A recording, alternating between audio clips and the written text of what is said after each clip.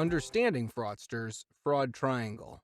What is the fraud triangle? The concept of the fraud triangle is generally credited to Donald R. Creasy, who worked in the fields of criminology and white-collar crime.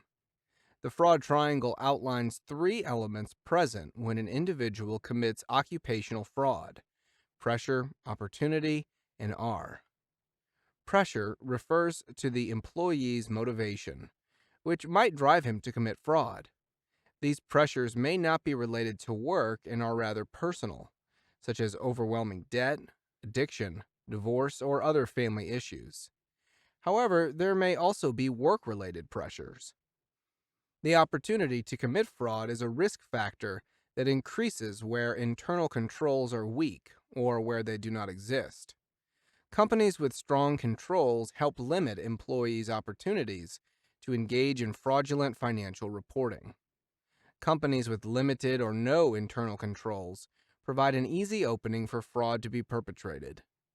Rationalization is the final factor, and it is how the perpetrator justifies fraud. For instance, a person may feel it is permissible to steal because an injustice was done to him. Rationalization can also occur if an employee sees their superior displaying unethical behavior and getting away with it. In this situation, the employee may feel that management is not concerned with creating an ethical environment, and that unethical behavior is tolerated or overlooked. How can companies prevent and detect fraud? The fraud triangle helps companies understand how and why fraud is committed by taking measures to address the causes of fraud before it occurs. First, employers can attempt to limit the pressure on employees. It may not be possible to address all pressures on employees, especially if the pressure is from external sources. However, appropriate employment policies may help. In addition, financial and performance goals should be reviewed to ensure they are reasonably attainable and appropriately communicated to employees.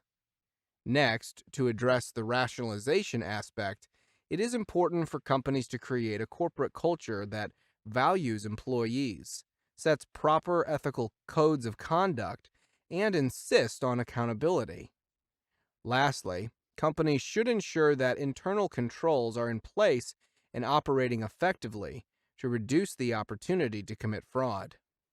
An operational review conducted by an independent third party can help companies identify their risks, evaluate their internal controls, and make recommendations on where improvements can be made. The review should be comprehensive.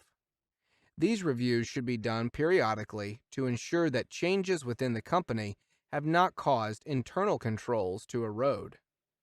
Companies should not only implement strong controls, they should also continually engage in fraud detection.